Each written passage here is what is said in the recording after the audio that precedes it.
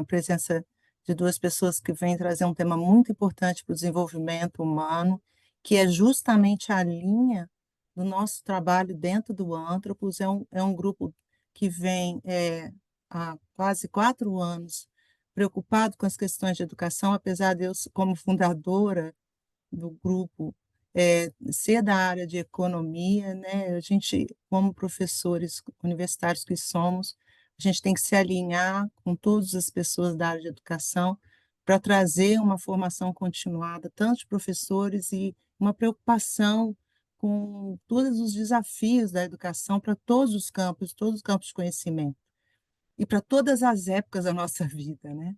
Então a gente como, pessoas preocupadas com o desenvolvimento humano, a gente está trabalhando numa linha que tem como o filósofo Rudolf Steiner a sua fundadora, mas a gente, né, que é a antroposofia, e a gente tem ele como fundador dessa linha, a gente tem uma abertura para conversar com várias áreas, com várias formações, e com isso acabamos, nos unindo ao grupo Acolhe, da minha colega da educação, a Sandra Helena, que é uma das nossas convidadas de hoje.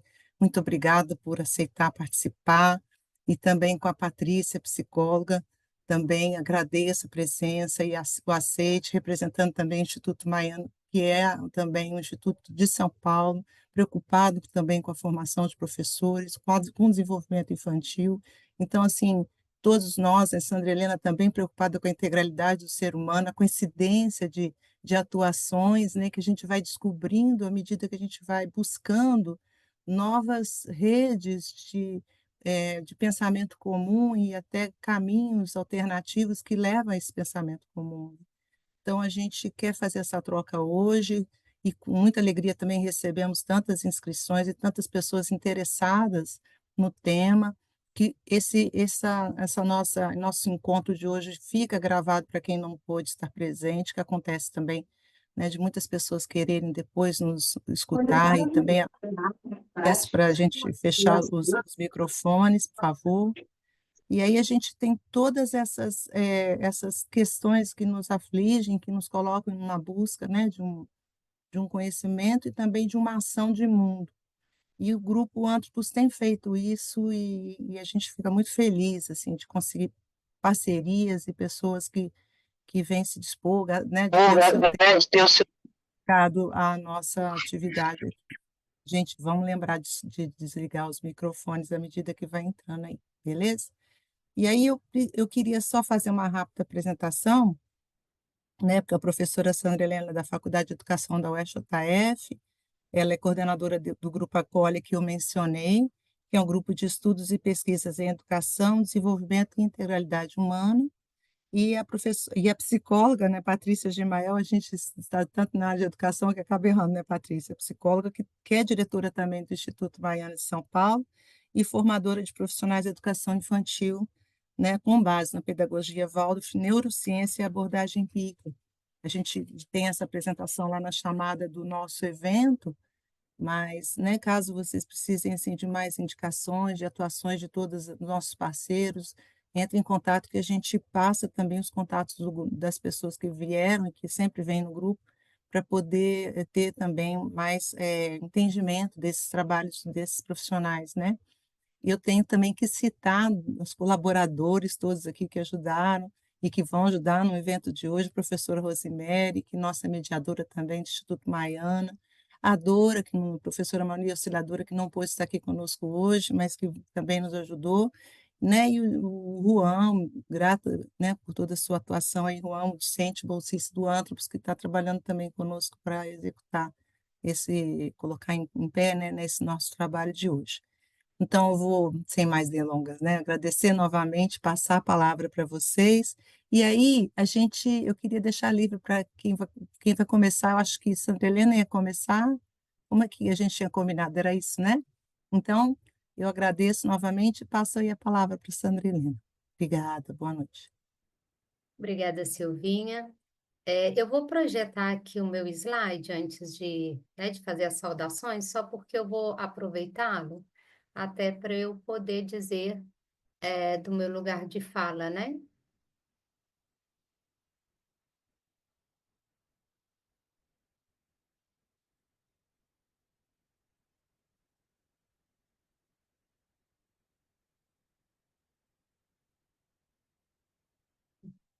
Ele apareceu aí para vocês? Ah, então tá bom. Estou só esperando um pouquinho que a minha tela ficou cheia demais aqui agora. Deixa ela limpar.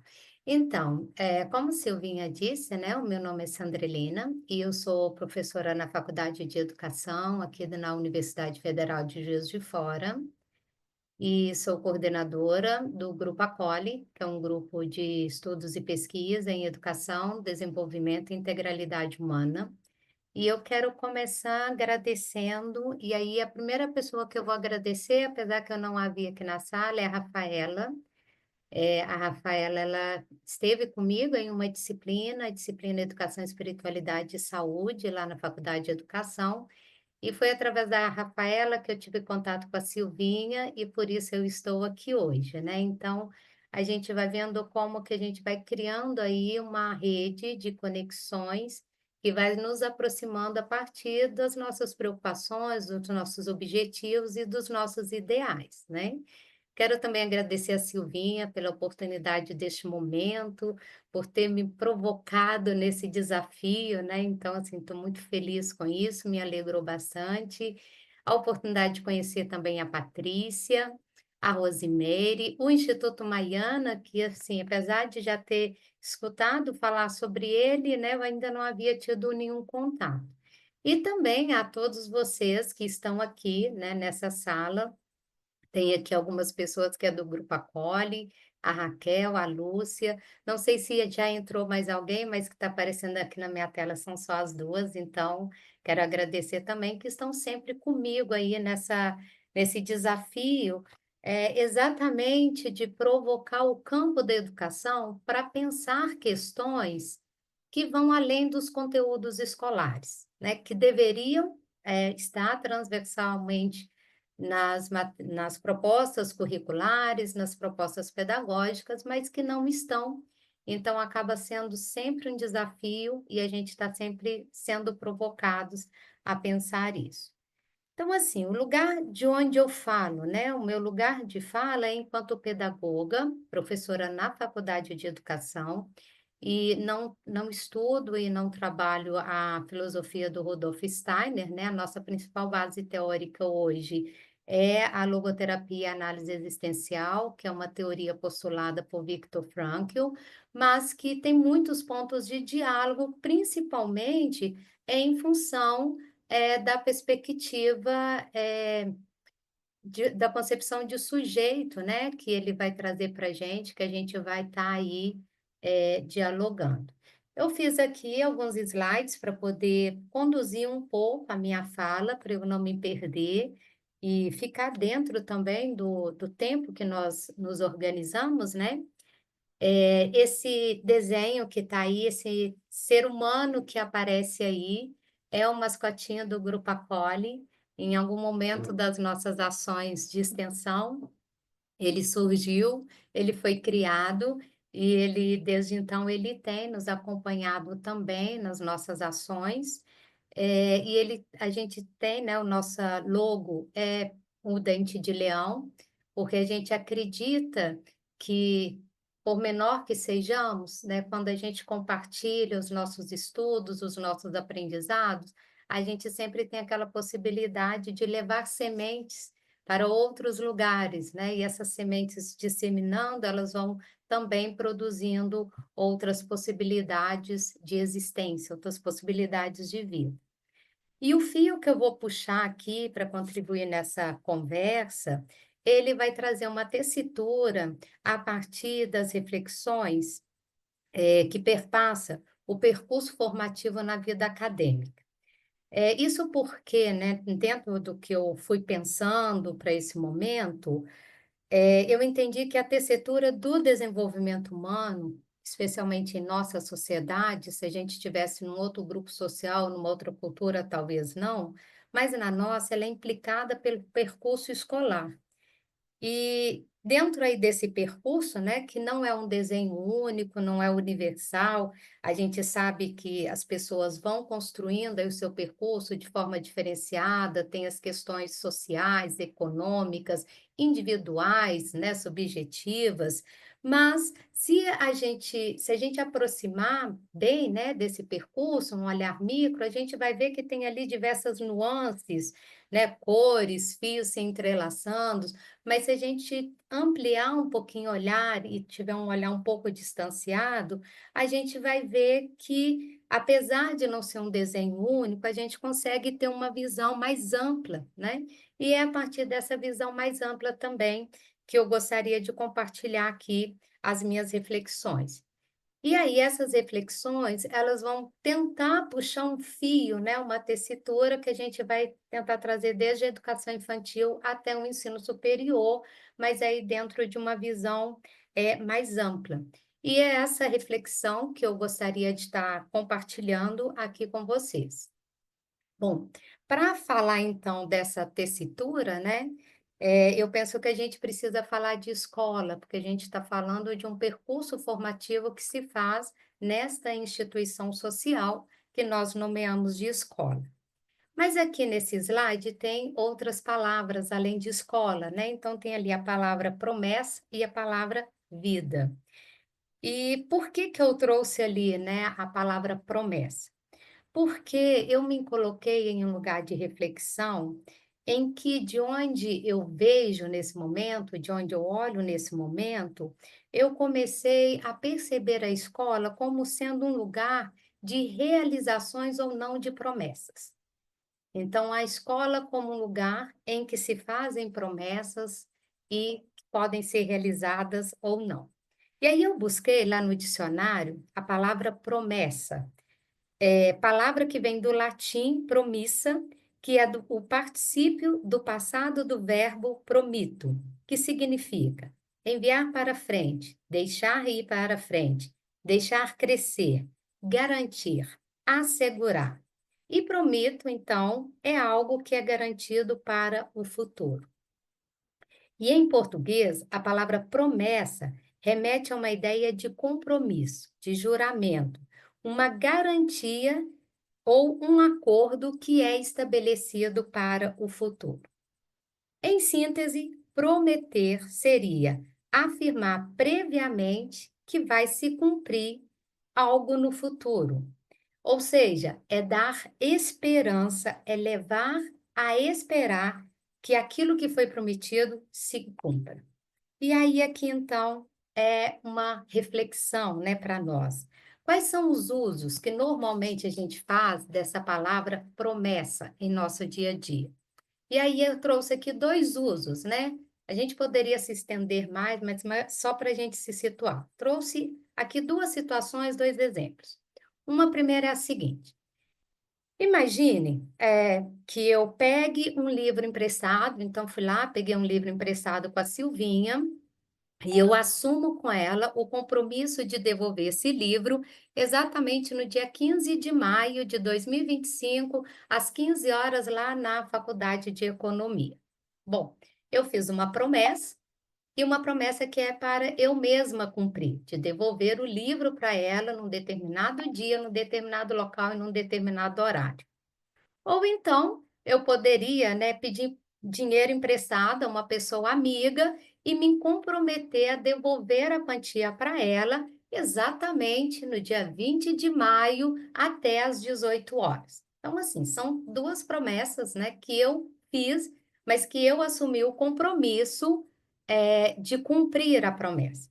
Agora, imaginemos uma outra situação. Eu peguei o livro emprestado, mas aí eu viajo, né? Vou para um congresso, qualquer coisa do nível, que é comum aqui na nossa rotina, e aí eu prometo que o meu filho ou o meu marido vai entregar esse livro à Silvinha no dia 15, no local e no horário combinado. Ou ainda, né, aquela quantia de dinheiro que eu pedi emprestado que eu estou desempregada, e aí eu prometo, me comprometo a pagar no dia 20, porque é o dia que sairia o pagamento do meu pai ou da minha mãe, ou então é o dia que eu vou jogar ali no jogo e vou ter o dinheiro para pagar. Perceba que há uma diferença. Nas primeiras situações, eu fiz a promessa e eu assumi o compromisso de cumprir a promessa. Então, eu estou contando ali com as minhas ações, com o meu movimento, né, de fazer. Já nas segundas situações, eu faço uma promessa, mas eu delego a terceiros ou a ações, outras ações, a responsabilidade por cumprir essa promessa. Então, a partir desses dois pontos de vista, que eu queria que a gente pensasse a escola como esse lugar de promessa. Bom, quando eu olho, então, para a escola, né, o que eu vejo é que muitas vezes nós fazemos promessa em nome da escola. E aí, se a gente pega o percurso formativo, e eu conversei com algumas pessoas que são pais e mães, algumas pessoas que são professores e professoras, até para ver se a minha linha de raciocínio, né, se o que eu estava pensando fazia algum sentido para eles. Então, imaginemos aqui a situação, e aí eu vou convidar vocês a pensar comigo essas situações. Quando a gente pega um bebê, por exemplo, né, e leva esse bebê para a creche, o que que é prometido a esse bebê? Pego um bebê, eu tiro ele de casa, eu levo ele para a creche.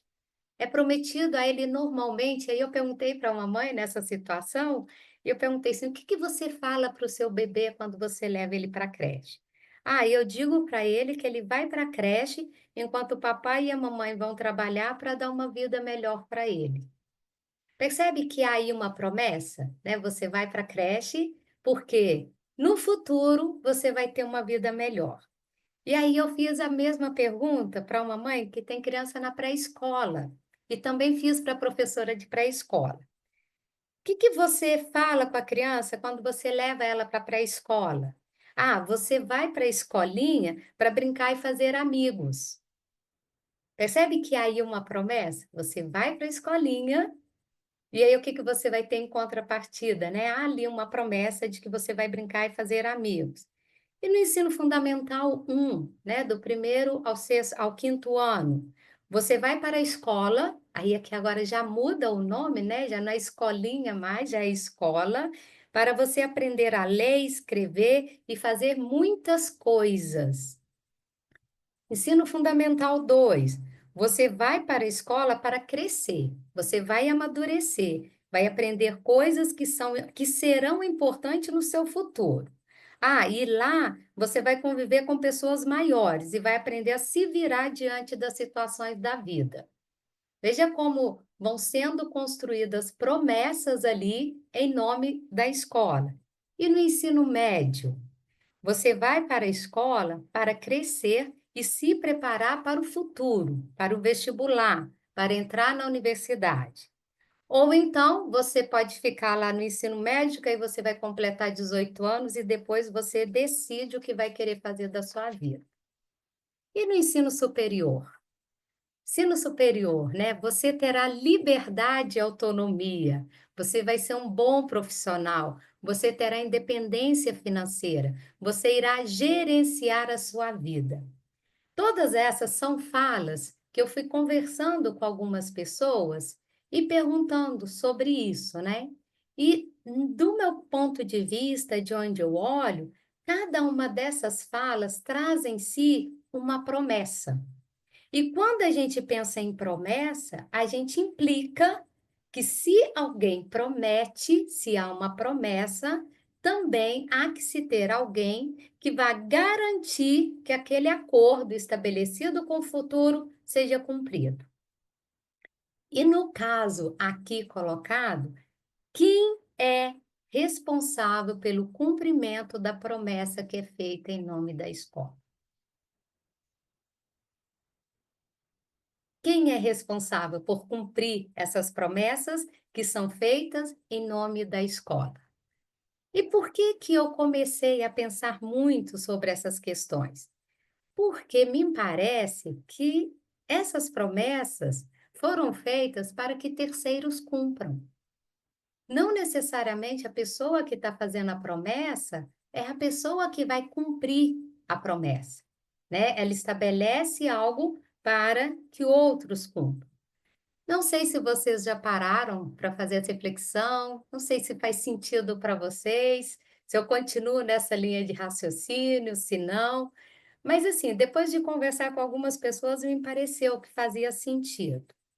E aí tem uma outra pergunta. Você já parou para pensar em que promessas foram feitas a você em nome da escola? E aí, independente se você está começando, por exemplo, ensino superior agora, o Juan que está no ensino superior, outras pessoas, se você é pai, mãe, avô, avó, né? Que promessas já fizeram para vocês em nome da escola? E ainda, essas promessas foram cumpridas? Porque fazer a promessa, a gente vê que elas são feitas, mas elas são cumpridas? A grande questão que eu coloquei aqui é que quando nós fazemos promessas, nós criamos expectativas, né? E as expectativas, elas podem ter como resultado frustrações, desencantamentos, desilusões. Se a promessa não é cumprida, ela pode gerar frustração, né? Pode gerar aí um desencantamento com a própria escola, com o próprio percurso de escolarização. E talvez a gente possa avançar nessa reflexão trazendo que, ao fazermos promessa em nome da escola, a gente desconsidera alguns itens que são fundamentais. E aqui eu destaquei só um item, que eu vou desdobrar, que a escola é vida. E enquanto vida, a escola é viva, ela é pulsante, ela é mutável, ela é múltipla, ela é diversa. E aqui eu poderia ficar enumerando uma série de adjetivos, né, em relação a essa escola viva, escola vida. Mas quando a gente faz promessas, me parece que a gente não leva em consideração isso. Principalmente quando a gente faz promessas em nome de algo que é vivo e para um terceiro cumprir. Parece que a gente não leva essas questões em consideração. E aí, quando nós prometemos, nós nos colocamos como corresponsáveis por cumprir essas promessas. Então, quem promete? Né? Do meu ponto de vista, aqui na minha reflexão, somos nós mesmos. Somos nós pais, mães, avós, avós, profissionais da educação e os diversos integrantes da sociedade. E se nós prometemos, nós somos corresponsáveis por responder a essas promessas, por fazer com que elas se cumpram, né? Que as promessas se cumpram. Eu estou mudando os slides aqui, tá mudando para vocês? Ok, certo. Sim, E aqui, então, eu puxei, né, alguns fios aqui, mantive a palavra promessa, mantive a palavra vida, mas eu já trouxe a escola aqui dentro de um fluxo, de um encadeamento. Porque quando eu penso nas promessas que é feita em cada uma dessas etapas, dessas fases do percurso de escolarização, né, desse percurso formativo, eu começo a pensar que há mudanças entre um e outro. Um não é igual ao outro, né? E aí aqui, nesse percurso, né, nesse fluxograma aqui, tem uma variável que ela precisa ser considerada, principalmente se nós assumirmos aí a corresponsabilidade de cumprimento dessas promessas, que é exatamente a variável transição, né? Eu tentei deixar aqui um espaço de conexão, né? O vínculos aqui de conexão entre uma fase e outra, entre uma etapa e outra, exatamente para a gente perceber como que uma etapa, ela irisa a outra, ela conecta-se com a outra, ela implica com a outra. Só que muitas vezes nós esquecemos isso, nós desconsideramos isso, né? E a gente raramente se pergunta o que é que acontece entre uma etapa e outra. As promessas que nós fazemos, elas consideram essa transição? Porque, veja, para que a promessa se cumpra, a gente tem que considerar que essa criança, né, que esse bebê, essa criança, esse adolescente, esse jovem adulto, ele tem todo um percurso formativo aí. Será que a gente para pensar o que é que se dá nessas transições? Por exemplo, a transição da educação infantil para o ensino fundamental 1, do ensino fundamental 1 para o ensino fundamental 2, do fundamental 2 para o ensino médio, do ensino médio para o ensino superior? Bom, aqui também a gente não pode generalizar, né? Em cada contexto social, de repente em cada escola, em cada indivíduo, em cada pessoa, vai haver ali nuances que vão dar uma especificidade para essa experiência da transição, né? Assim como dá para a experiência do percurso formativo. Mas, voltando, né, se a gente fizer um olhar mais amplo, a gente consegue assinalar aqui algumas questões. E eu fiquei me perguntando se nós paramos para perguntar para as crianças, para os adolescentes, como é que eles vivem, como é para eles a experiência de mudança. E aí, assim, aqui, independente de ser essa mudança de etapa na escolarização, de fase, qualquer mudança na vida, sejam mudanças que eles desejam, sejam mudanças que eles não desejam. A gente se preocupa em ouvi-los, como eles estão experimentando essa mudança. Vamos pegar, por exemplo, a transição da educação infantil para o ensino fundamental 1, né? Lá na educação infantil, a principal promessa que é feita, a meu ver, é de que você vai para a escola para brincar e fazer amigos. Não raras vezes, essa criança, quando ela termina ali o período da educação infantil e é levado para uma escola de ensino fundamental 1, costuma mudar de escola. E raras vezes os coleguinhas daquela escola da educação infantil vão com ela para a escola do ensino fundamental 1. A gente não para muitas vezes para pensar que aquela promessa de fazer amigos, de repente a gente está rompendo ali, né? Porque se ela ficou com os coleguinhas ali 1 ano, 2 anos, o que que a gente espera? Que ali tenha se criado laços de amizade, tenha se criado vínculos, coisas que faziam com que essa criança gostasse de estar na educação infantil, gostasse de estar naquela escola e tenha conexão com as professoras, os professores, com os profissionais da instituição. Mas será que a gente pensa nessa transição? Como é que a gente faz isso? A gente conversa com a criança, a gente explica isso para ela, a gente considera que talvez aquilo possa trazer algum tipo de sofrimento para ela? Os sentimentos da criança nesse processo de transição? Mesmo que não mude de escola, né, que a criança fique na mesma instituição, talvez uma escola grande que tenha todas essas etapas, muda de sala, muda de professora, muda de organização. Da educação infantil para o ensino fundamental, educação infantil você termina em dezembro, fevereiro começa o ensino fundamental, cobra-se da criança uma postura, um comportamento, como se tivesse 1 ano, 2 anos ali de transição. E foram apenas 2 meses, às vezes menos do que isso. E aí, na educação infantil, no ensino fundamental 1, você não está aqui para brincar. Poxa, mas e a promessa que fizeram antes? Não me contaram que a promessa mudou. Não me deram tempo de me apropriar dessa mudança. E se a gente parar para pensar bem, em cada uma dessas transições, a gente vai fazendo rupturas. Muitas vezes sem conversar com esses sujeitos de como é que eles estão vivendo isso. E aí, o que que eu gostaria de destacar aqui, né? Que somada a todas essas mudanças individuais, há essas mudanças que são inerentes à vida escolar. E essas mudanças constituem esse processo de transição, né? De uma etapa para outra. Pesquisas apontam para a gente. Ai, só um minuto.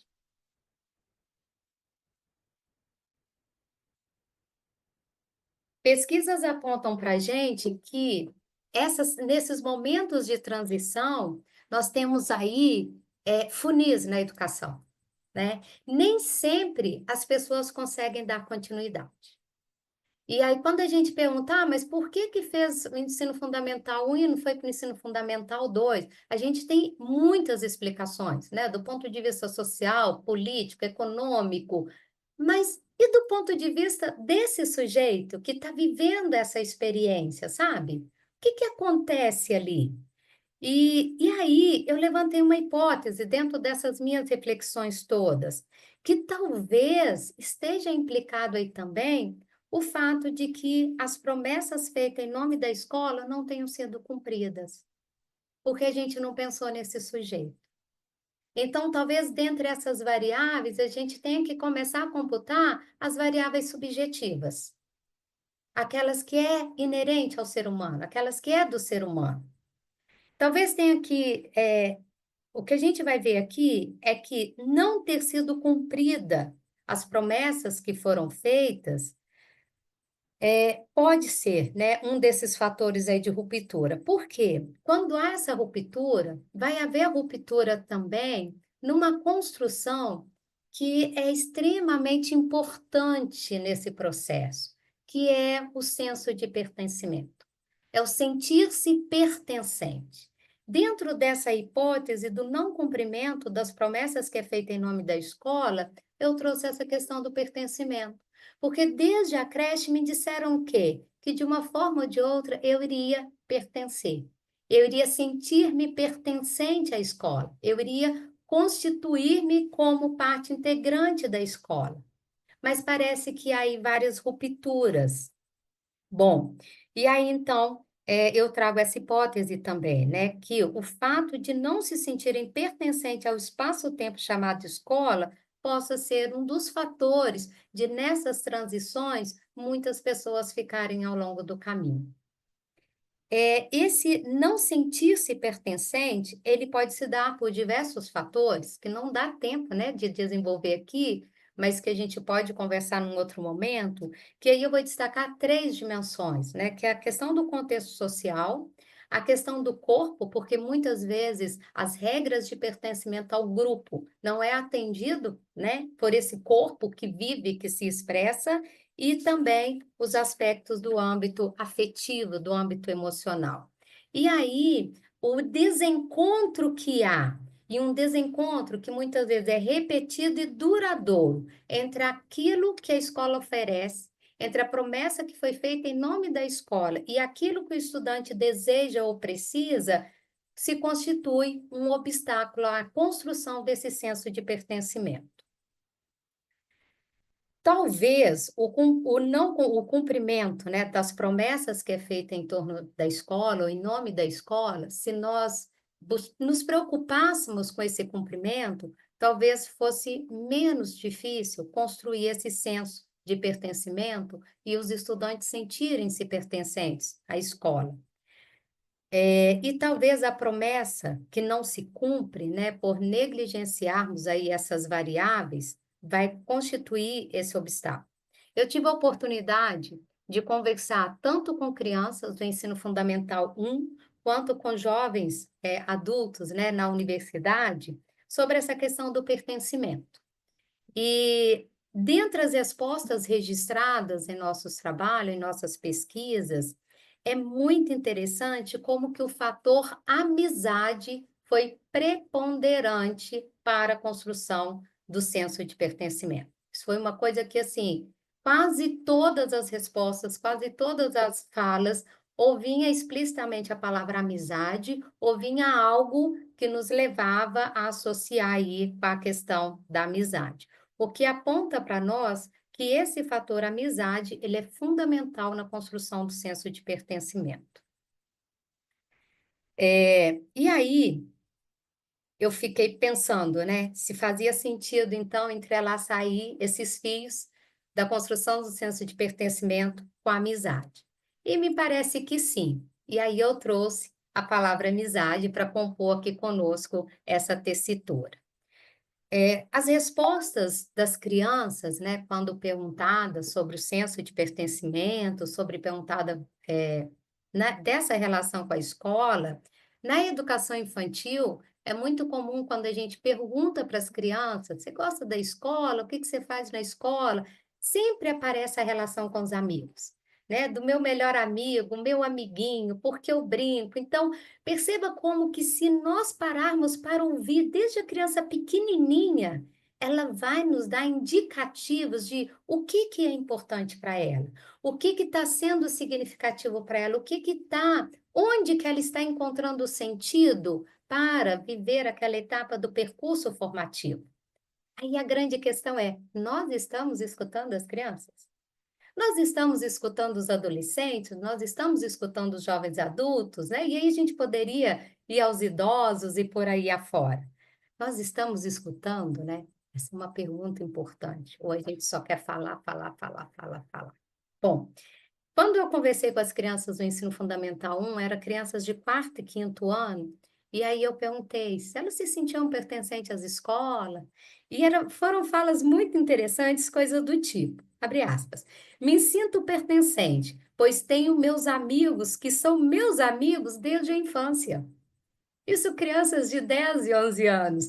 É tão bonitinho como que eles constroem a narrativa. Eu me sinto pertencente porque eu tenho meus amigos que são meus amigos desde a infância. Ou então, assim, tenho os meus amigos e nós somos amigos desde que éramos pequenos. Então, a gente vai ver a questão da temporalidade, esse vínculo, né, que duradouro, que é passível de ser construído a partir das relações de amizade, ele precisa da variável tempo.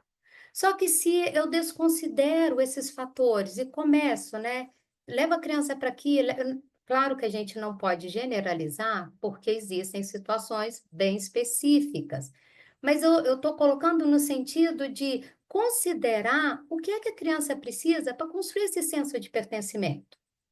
E o fator tempo é um fator importante, né? A questão da temporalidade é importante. Quando a gente conversa com crianças maiores, elas falam, né, dos amigos, da formação de grupos de amigos, como que esses amigos constituem a principal rede de apoio para elas, na questão da puberdade, das mudanças do corpo, dos conflitos familiares. Então, eles trazem muito isso. Mas veja, se eu não tenho tempo para criar vínculos, como que vai se constituir para mim enquanto rede de apoio? Né? Como que vai constituir ali amizade? No ensino médio também apareceu muito essa questão dos grupos e uma coisa interessante, né? Do fortalecimento dos grupos de amigos. Sabe aquela coisa assim, a gente briga, mas a gente é amigo? Né? Então, e isso foram coisas que apareceram na fala de adolescentes do ensino médio. E quando a gente vem para o ensino superior, também permanece a questão da amizade. E as pesquisas que a gente tem feito, né, mais no âmbito do ensino superior, a gente tem visto que a relação com os amigos, a amizade, é a principal rede de apoio no enfrentamento às adversidades na vida acadêmica. Então, gente, não tem como a gente negar que temos que nos atentar para esse fator que quando a gente fizer promessas em nome da escola, a gente tem que considerar essa dimensão subjetiva, afetiva, transcendente, que transcende os conteúdos escolares, né? Não tem como a gente deixar isso. Quando a gente fala de amizade, aqui já para ir finalizando a minha fala, né? A gente vê o quanto ela é importante na criação desses vínculos duradouros, do sentir-se pertencente. E é interessante quando a gente vai tentar entender o que é sentir-se pertencente. E aí, um dos autores que eu estudo, ele trouxe uma coisa que eu achei muito bonita, que eu queria compartilhar, que ele diz que pertencer faz parte do anseio humano de encontrar o seu lugar no mundo, de criar vínculos, de sentir-se em casa. E aí, quando eu voltei nas promessas que são feitas em nome da escola, nenhuma delas fala assim, que eu vou me sentir em casa estando na escola. Nenhuma delas trazem essa dimensão de sentir em casa quando eu estou na instituição escolar. Talvez não traga explícito, mas será que quando as crianças me dizem dessa amizade, elas não estão me dizendo, os adolescentes também, desse senso de pertencimento? E se é a busca por sentir-me pertencente, é a busca pelo meu lugar no mundo, e se perpassa por esse sentimento do sentir-me em casa, segurança, confiança, não tem como eu desconsiderar isso. A importância de criar esses vínculos. Mas e aí, como que a gente pode contribuir com isso, né? Como corresponsáveis aí por essas promessas que são feitas em nome da escola, talvez a gente possa ensinar a aprender a construir esses vínculos, porque não é fácil. Ninguém nasce sabendo ser amigo ou fazer amigo. Ninguém nasce sabendo pertencer ou ajudar ao outro a se sentir pertencente. Então, talvez um dos nossos desafios, desde a educação infantil, desde a creche com os bebês, até o ensino superior, perpassa por isso daí, do ensinar a aprender a criar vínculos. E aí tem uma coisa muito interessante que a gente só vai criar vínculos se nós nos abrirmos ao encontro com o outro. E a gente só vai se abrir ao encontro com o outro se nós nos sentirmos seguros, se houver confiança. Então, perpassa mais uma vez aí pelos valores humanos. Quais são os valores que a instituição educacional está valorizando, está colocando em destaque? É a competitividade, a rivalidade, a produtividade e a criação de vínculos? Como fica? Criar vínculos tem a ver com identificar-se também. Então, nós temos que ter coisas em comum. Agora, as instituições escolares, elas estão abrindo espaço para essas relações de amizade, para essas relações que me permitem me abrir ao encontro com o outro? Ou ela tem cada vez mais nos separado, nos distanciado? Tem a ver com criar raízes, e eu achei isso aqui também muito bonito, porque quando a gente pensa em criar raízes, né, a gente pensa, por exemplo, numa árvore enraizada, ela não sai do lugar. Só que a gente esquece da outra função da raiz, que é da nutrição. Então, criar vínculos, pensando em criar vínculos enquanto criar raízes, não são raízes que aprisionam, mas raízes que nutrem. Raízes que nos conectam de alguma forma e que nos ajudam a nos nutrir reciprocamente, a nos sentir em casa. Então, eu penso que é isso, sabe? É a reflexão que eu quis e eu gostaria aqui de compartilhar com vocês, que se nós conseguirmos criar condições para que a amizade, e aqui considerando, né, relações de respeito mútuo, honestidade, cumplicidade, companheirismo, rede de apoio, não é que não vai haver conflitos, isso faz parte das relações humanas, né? Se eu conseguir criar condições para aprender a me abrir ao encontro com o outro, aprender a construir esse senso de pertencimento, esses vínculos duradouros da amizade, com certeza eu vou estar ajudando aí a construir esse senso de pertencimento e a ter essa rede de apoio ao enfrentamento às adversidades na vida acadêmica, né? Nesse percurso acadêmico todo. E aí a mim me parece que o fortalecimento desse senso de pertencimento tem muito a nos dizer sobre o cumprimento das promessas que é feita em nome da escola. Muito bom. Bom, aqui para finalizar, né, aquele momento de fala do Grupo Acolhe, nós temos a nossa página lá no Instagram, também tem um canal no YouTube, e lá a gente é um portfólio, a gente compartilha sobre as nossas produções, então fiquem à vontade aí, quem quiser conhecer um pouco mais do nosso trabalho. E Silvinha, mais uma vez, muito obrigada pelo desafio que você me propôs de parar e pensar essas questões que vinham me inquietando, mas que eu não havia tido ainda o convite, né, para me abrir a essa inquietação e poder refletir. Muito obrigada. Nós é que agradecemos, Sandra Helena. Foi muito bom te ouvir. E a gente tem um encantamento pela doçura com que você trouxe coisas muito profundas. Então, eu vou passar para a Patrícia agora também. Obrigada de novo, Patrícia. E a palavra é sua.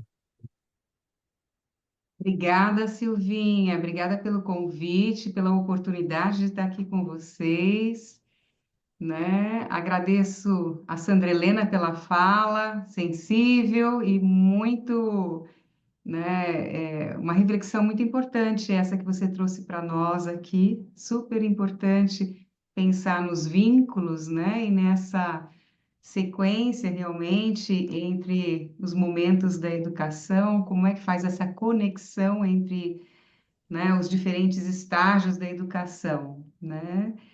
Agradeço também a Rose por estar aqui, né, minha companheira do Instituto Maiana, aqui me acompanhando ao meu lado. Temos aqui outras pessoas também do Instituto Maiana, a Marli, é do Instituto, a Bárbara, que também faz parte da diretoria junto conosco, que estão aqui acompanhando também, né?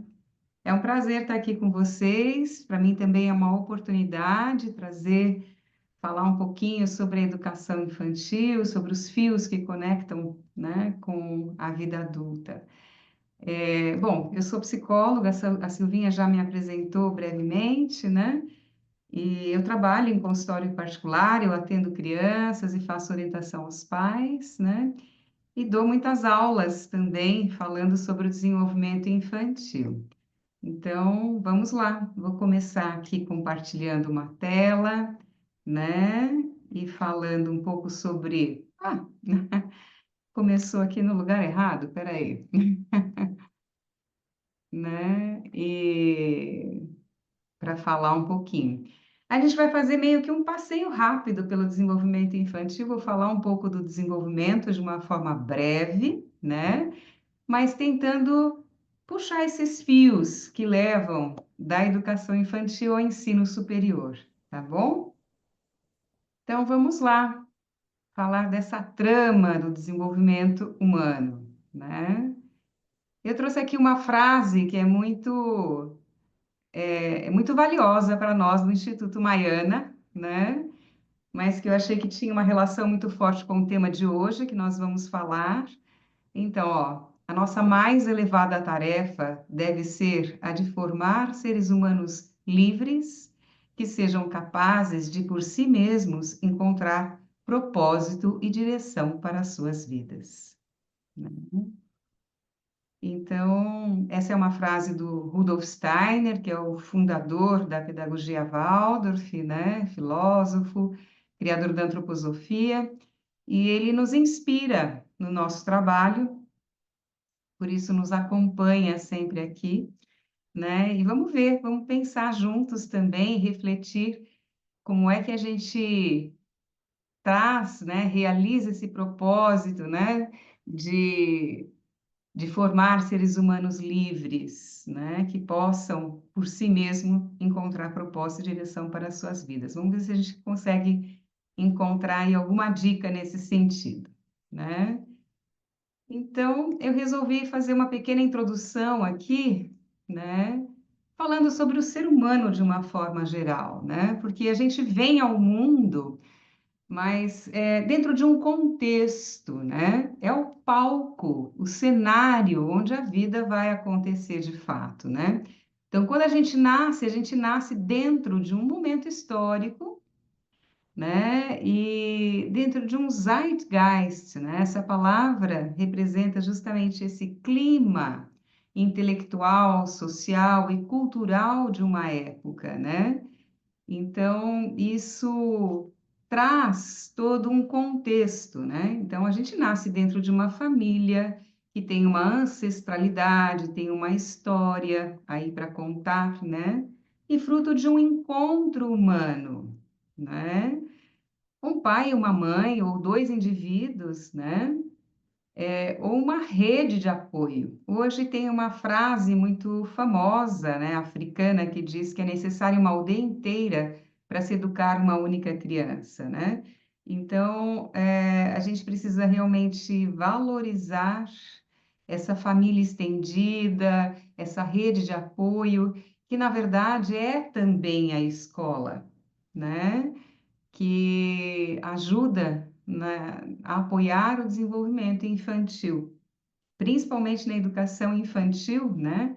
A rede pode ser, a escola pode ser olhada também como essa rede de apoio, né? E cada indivíduo traz em si, né, uma carga genética. E assim, hoje tem muitos estudos da neurociência, né? E eles nos ensinam que o cérebro, ele na verdade, ele se desenvolve numa complexa interrelação entre a carga genética herdada e as experiências vividas. Porque assim, antigamente se acreditava que você vinha aí com uma carga genética e aquilo era muito determinante na sua vida.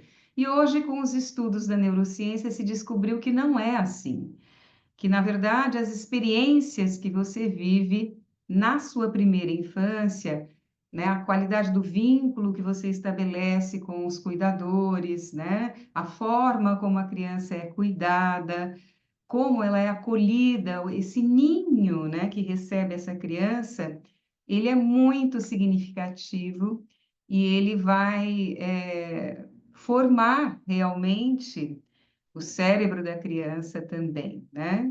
Então, aqui tem uma frase de um neurocientista, ele diz o seguinte, ó: as conexões entre os neurônios se formam à medida que a criança em crescimento experimenta o mundo que a cerca e estabelece ligações com os pais, com os membros da família e com os outros cuidadores. Então, assim, esse acolhimento caloroso, né, ele é muito importante para o bom desenvolvimento da criança. E aqui tem uma frase do Martin Luther King. Ele diz o seguinte: todos os homens estão interligados numa teia sem escape de mutualidade, entrelaçados num único tecido do destino. O que quer que afete alguém diretamente, afeta a todos indiretamente. Não posso nunca ser o que poderia ser, até você ser o que poderia ser. E você não pode nunca ser o que poderia ser, até que eu seja o que devo ser. Então, né, ele reforça para a gente essa importância dos vínculos e principalmente, né, nessa primeira infância, ele tem um valor muito importante. Aqui eu trouxe só alguma coisa a respeito das mídias e dos jogos eletrônicos, que é algo tão da nossa época, do nosso zeitgeist, né? Então, assim, hoje está todo mundo se perguntando, né? Afinal de contas, o que que a gente faz com essas redes eletrônicas, com a educação infantil, né? E tem se falado muito a respeito disso, com a pandemia também, que todos nós vivemos e que influenciou a todos nós, né?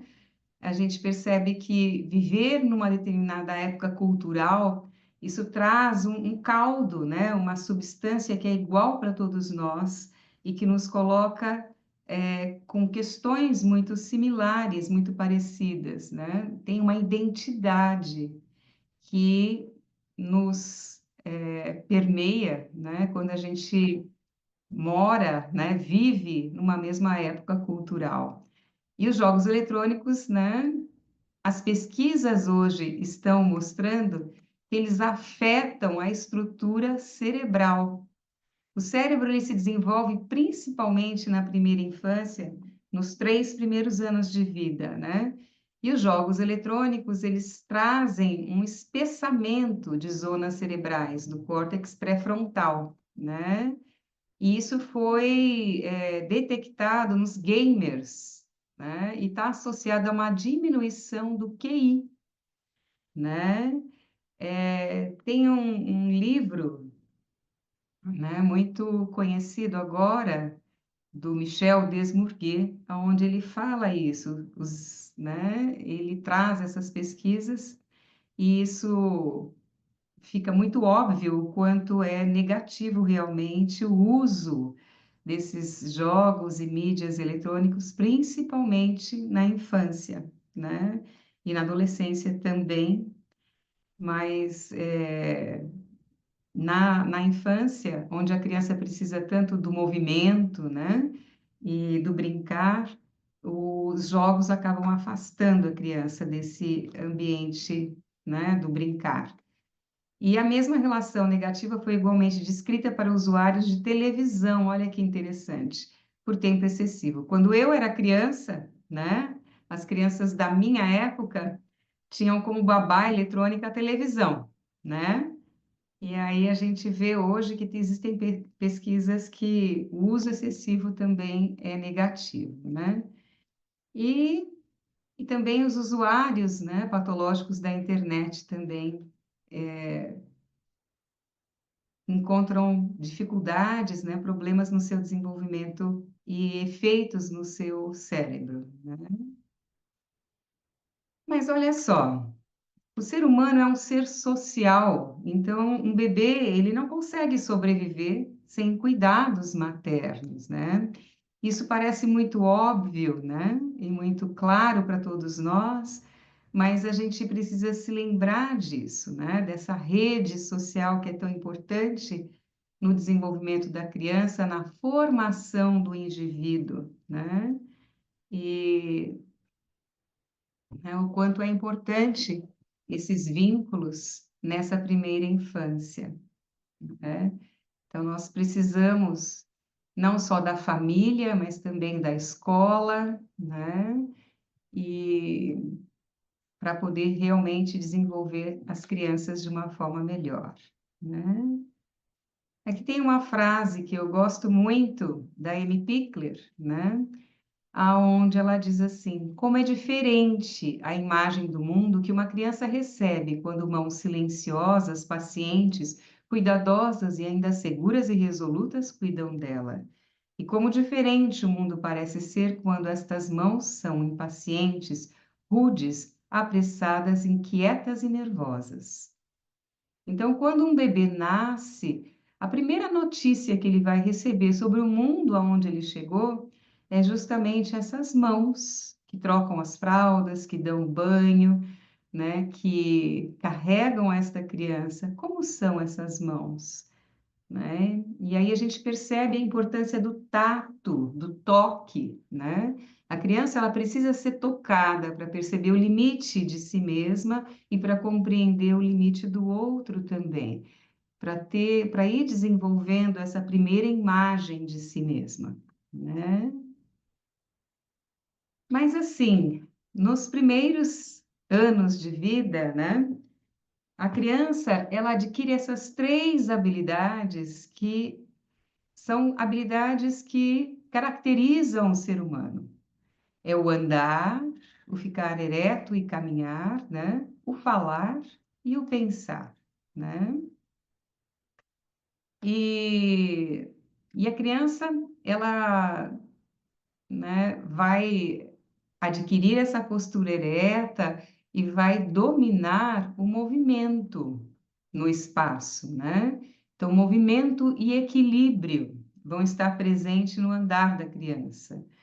Então, ao se movimentar, a criança ela vai tomando posse do próprio corpo, vai conhecendo o espaço, o ambiente onde ela está e vai devagar também se relacionando com as outras pessoas, entrando em contato com os pares, né? E com os adultos do entorno.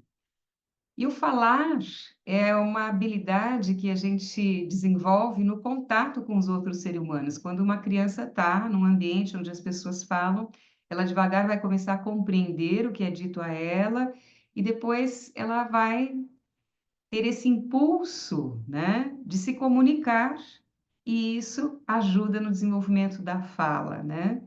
Então, a fala também é vínculo, a gente se relaciona com o outro através da fala, né? E coloca ideias e pensamentos, né? E o pensar, né? Ele vai se desenvolvendo ao longo do tempo, de um pensar bem mais concreto, bem mais objetivo, até a possibilidade, né, de no brincar fazer um planejamento daquilo que se quer realizar, né? E aí a criança vai mostrando no brincar dela quais são as ideias que ela tem, qual o objetivo que ela tem ao brincar. E aí ela vai se desenvolvendo assim, né? E a gente vai percebendo na fala dela também e nas ações no brincar dela o pensar também que está presente ali, né? Então, o ser humano, ele anda, fala e pensa, né? Então, o querer está relacionado com andar, a fala com o sentir, né? E o pensar realmente com o desenvolvimento cognitivo, né? E nos primeiros anos de vida, se a gente consegue oferecer um ninho caloroso, gostoso para as crianças, elas têm internalizado dentro delas esse sentimento de que o mundo é bom, né? Que existem pessoas que olham por mim, que cuidam de mim, que me acolhem, né? Que me aquecem quando eu tenho frio, que me dão comida quando eu tenho fome, que me colocam para dormir quando eu estou com sono, né? E que estão ali presentes e disponíveis realmente para, né, para tudo aquilo que eu necessitar, que eu precisar, né? Então a criança tem essa vivência de que o mundo é bom, né? E aí, o Rudolf Steiner, ele traz para nós um conceito de que existem 12 sentidos, não só os 5 que a gente aprende na escola, né? Mas ele adiciona alguns a mais aqui. E eu vou falar um pouquinho deles, porque eles têm uma relação com o desenvolvimento da criança e com o aprendizado também, né? Então, ele fala que os sentidos básicos, né, que tem uma relação com o sistema metabólico motor, com os braços e as pernas, os membros, né, está relacionado com o querer. A criança, quando ela nasce, ela tem um impulso muito grande para o movimento, e ela quer conhecer o mundo, né? Ela quer conhecer as coisas. Esse é o impulso, né? A gente fala que a criança é muito ativa, está o tempo inteiro em movimento, né? Então, ela quer realmente experimentar as coisas, colocar na boca, tocar, né? Então, esses 4 sentidos básicos, eles são o tato, que traz essa percepção de si mesmo e do outro, o sentido vital, né, que ele é ativado através dos cuidados com a saúde física, com a higiene, com a alimentação, com esses cuidados cotidianos, né?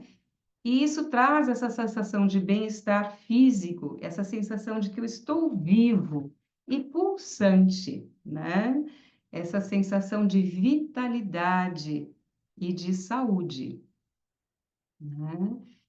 E aí tem o sentido do movimento, que a gente vê no primeiro ano muito fortemente, com o desenvolvimento da marcha, né?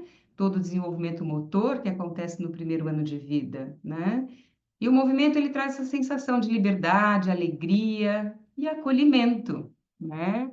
Quando a gente está em movimento, a gente se sente bem também, né? Traz essa alegria, essa liberdade, né? E o equilíbrio, que está muito relacionado ao movimento, né? E que traz essa sensação de calma interior e de autonomia. É muito interessante porque eu estudo bastante sobre a abordagem Pickler e ela diz que a gente não deve ajudar uma criança a caminhar, porque justamente a criança precisa encontrar o próprio equilíbrio em cada um dos seus movimentos. E isso é alguma coisa que a gente não pode oferecer para a criança, ela precisa encontrar dentro de si mesma, né? É uma porta que se abre pelo lado de dentro, né? Então, e esse equilíbrio, ele não é só físico, ele também se transforma num equilíbrio interno, nessa sensação de equilíbrio. Se eu tenho essa sensação no meu próprio corpo, eu também consigo buscar essa sensação depois nas atividades que eu vou realizar no futuro, né? É, no ensino fundamental, né? E mais para frente também na minha vida. É uma sensação interna que que se produz também como um estado de espírito, né? Como uma sensação anímica, psíquica também, né? E aí, a, a partir dos 7 anos, 6 anos, assim, começa essa questão da queda dos dentes de leite, que marca o início de uma nova etapa do desenvolvimento infantil, né? Então, a gente tem o início do ensino fundamental, a alfabetização, né? E depois disso, por volta dos 9 anos, tem essa diferenciação entre eu e o mundo, né? Então, a criança, quando ela nasce lá atrás, né, ela tem uma sensação que ela é uma com a mãe. E aos poucos, conforme ela vai crescendo e vai percebendo a si mesma, ela vai ganhando essa noção dessa individualidade dela, né? E por volta dos 9 anos de idade, um pouco antes ou depois, ela consegue compreender essa diferença entre ela e o mundo realmente, né? Vai ampliando a consciência da criança e a percepção, né? E a escola passa a ter um papel central, né? Então, a importância do grupo, o companheirismo, a cooperação e a colaboração tem um peso, um papel maior do que tinha anteriormente, né? Se uma família, por exemplo, tem uma criança na educação infantil, eles mudam de cidade, é claro que a criança vai ter um processo de adaptação, né? Mas assim, esse processo, ele, se for bem conduzido, ele é mais suave. Agora, se você tem uma criança de 8, 9 anos de idade, a família muda de cidade, é muito mais dramático para a criança, tem um sofrimento maior, né? Então, é porque a escola, nesse período, tem um peso, né? Um efeito muito mais intenso para a criança, porque ela está justamente nesse momento do desenvolvimento dela, estabelecendo vínculos, né? E aprendendo realmente, através do brincar, a cooperar, a colaborar, né? A brincar junto realmente, né? E então, desenvolvendo todas essas habilidades sociais, né? De uma forma mais intensa. Então, as mudanças, né, no ensino fundamental 1, elas são mais sofridas para a criança, tá? E aí, um pouco depois, né, vem a puberdade também, e é muito importante nesse ensino fundamental o papel do professor, né, daquela pessoa que é uma autoridade amada realmente, né? Então, é muito importante que a criança respeite, admire o professor, confie nele, né? Porque isso vai fazer com que realmente a criança busque uma autoridade, mas no sentido de alguém que possa estar ao lado dela, orientá-la quando ela precisa, ouvi-la, né? Não impondo regras e limites, mas sim ajudando a criança a compreender, né? Que realidade é essa que ela vive, o que ela poderia, né, aprender ou vivenciar, e aí ela vai contar com o adulto, né? De uma forma amorosa que está ali disponível para ela. Então, o que a gente pode oferecer para a criança é essa vivência de que o mundo é belo, né? Então, a criança começa a observar mais o entorno, começa a perceber mais coisas, né? A fazer perguntas. E se a gente está ali ao lado dela e pode ajudá-la, né?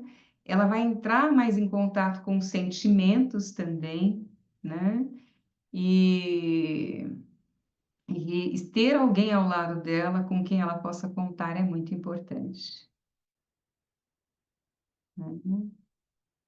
E os sentidos, né, que estão mais presentes, que a gente olha mais para a criança, né, que está entre 7 e 14 anos, que estão mais relacionados à educação, podemos dizer assim, nesse momento da vida. É claro que os sentidos eles estão presentes desde o nascimento, né? E a gente vai entrar em contato com eles em qualquer momento da nossa vida, mas assim, nesse período dos 7 aos 14 anos, esses sentidos aqui, os sentidos que o Steiner chama de medianos, que estão relacionados ao sistema rítmico, ao sentir, né? Eles servem como referência pedagógica de alguma forma, né? Então, é o olfato, né? Então, a criança ela começa a julgar e a discernir lá por volta dos 9 anos, como eu falei, né? Isso se torna mais presente para a criança. Então, tem uma formação de qualidade moral e ética. Por isso que é tão importante realmente essa autoridade amada, que, né, uma pessoa que preza, né, por clareza no pensar, né, e pelas coisas que vai trazer para essa criança, né? não moral no sentido de moralista, mas muito mais no sentido da ética, realmente. O que que é, né, correto, o que é justo, né? Nesse sentido de trazer esses valores para as crianças, né?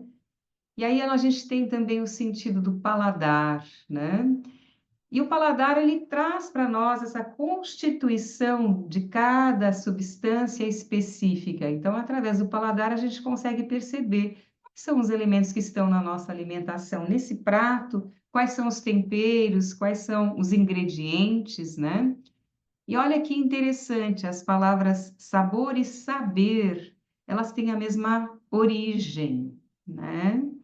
Então, assim, a criança quer saber, quer conhecer o mundo e ela admira realmente quem traz conhecimentos para ela, quem faz ligação entre uma coisa e outra, quem traz uma coerência nesse mundo aonde ela está, né? Que ajuda ela a compreender esse mundo, né? De uma forma ainda, talvez por imagens e não através de conceitos eruditos, digamos assim, né? Ou muito elaborados, né?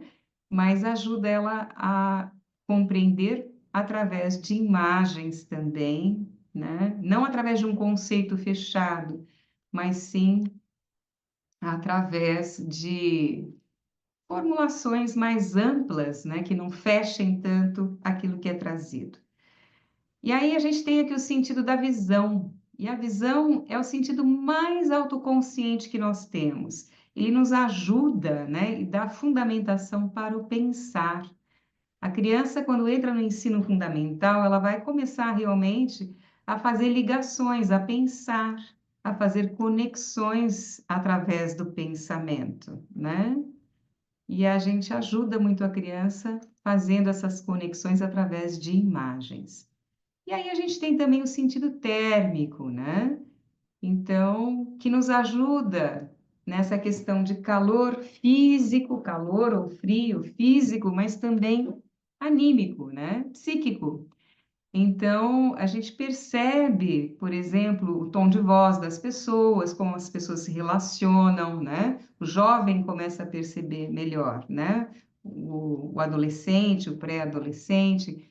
Então, ele começa a reparar coisas que ele não reparava antes e a perceber esse ambiente, né, anímico.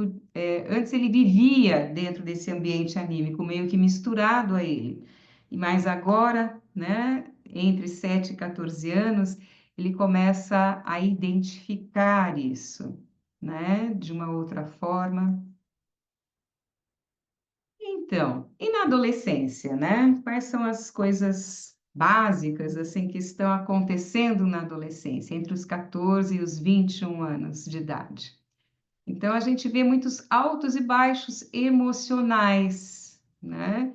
Então, é muito curioso, porque a gente vê, às vezes, uma criança está alegre, contente, brincando e tal, aí, de repente, o que ela havia combinado com os amigos de ir num cinema ou de fazer um passeio, alguém liga e fala assim: olha, não vai dar porque vai chover, alguma coisa assim. Aí você vê o adolescente mal-humorado, batendo a porta, chorando, né? Então você vê muitos altos e baixos assim de comportamentos, né?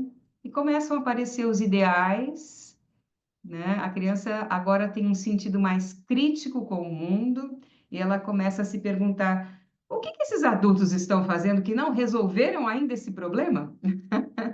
Né? Muitas vezes eles têm essas atitudes que são meio assim, né? Fala, como assim? Vocês ainda não resolveram essas questões? O que que vocês estão fazendo?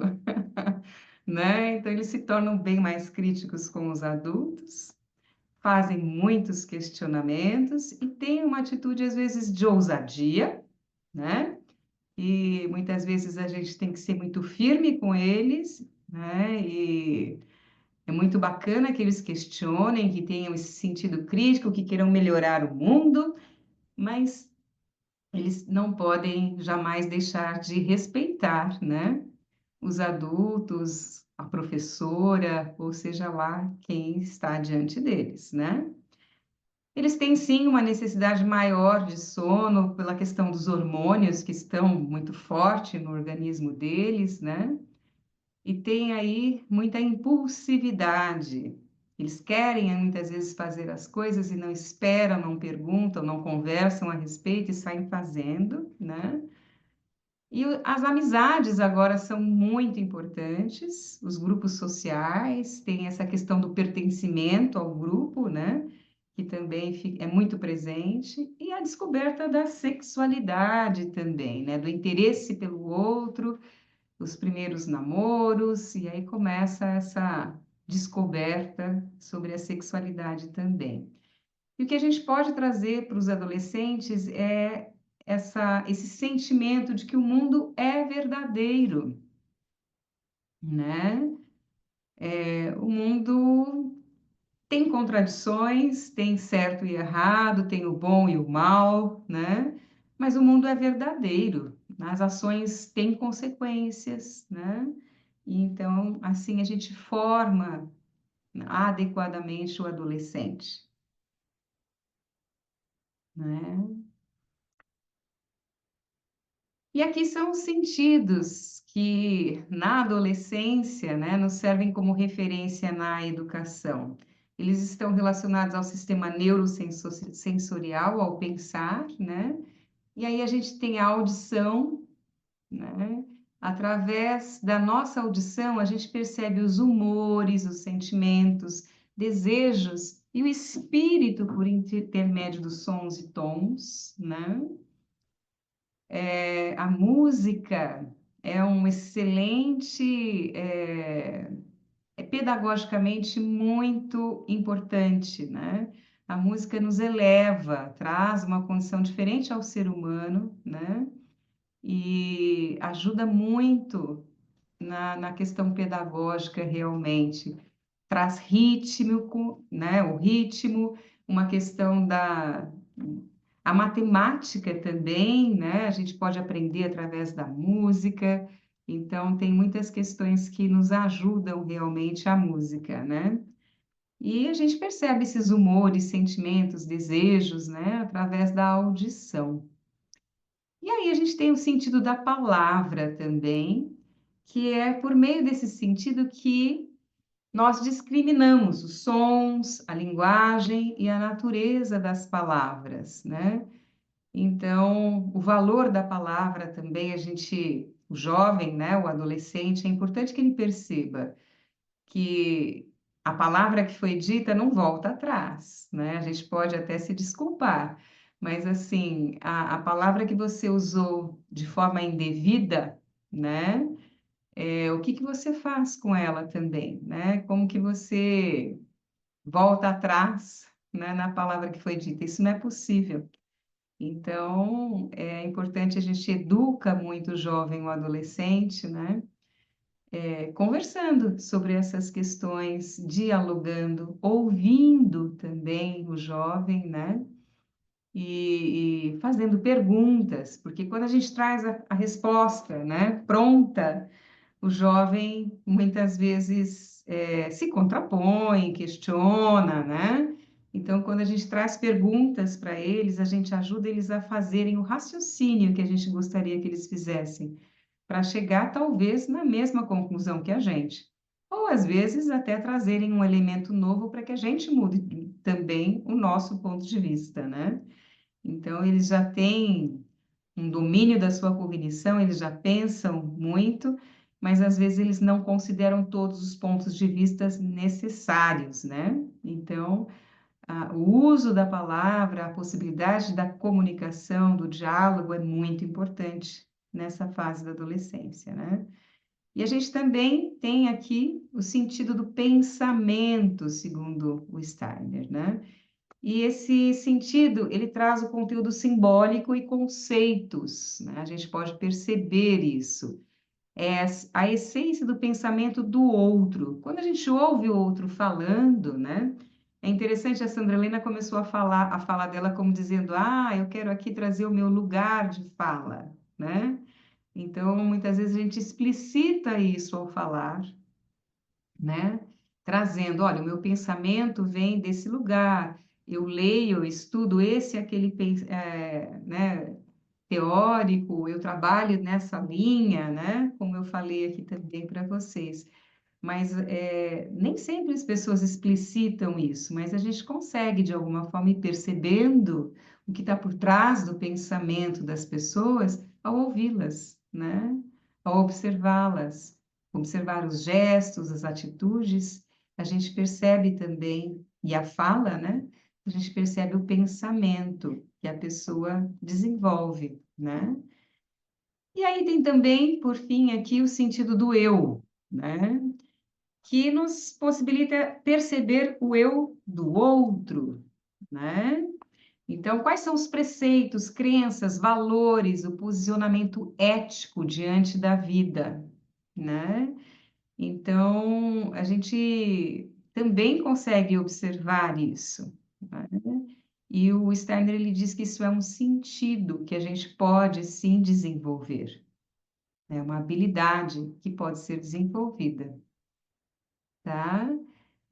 Então, olha só, os sentidos básicos, quando eles são bem desenvolvidos na primeira infância, eles oferecem a estrutura necessária para o desenvolvimento dos sentidos superiores na vida adulta saudável. Então, quando lá na primeira infância a gente oferece para a criança esse brincar na natureza, esse estar na natureza e poder tatear, né?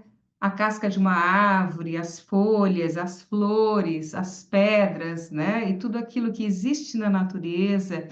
E a gente oferece para a criança uma diversidade muito grande de objetos, né?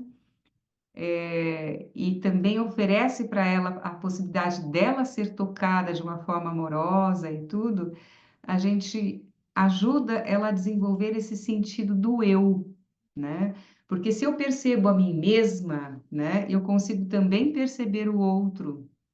A gente tem um dito popular bem antigo que diz assim: ai, fulano não tem tato. Vocês já ouviram isso? Então, e o que isso quer dizer? Que aquela pessoa não percebe o outro, né? Então, a gente descreve as outras pessoas usando elementos que são da percepção sensorial, né? A gente fala, uma pessoa é mais doce, aquela pessoa é áspera, né? A gente vai falando, né? Do tato também. Então, é muito importante esse cuidado, né, com o desenvolvimento do tato para desenvolver depois essa capacidade de perceber não só a si mesma, mas também aos outros, né?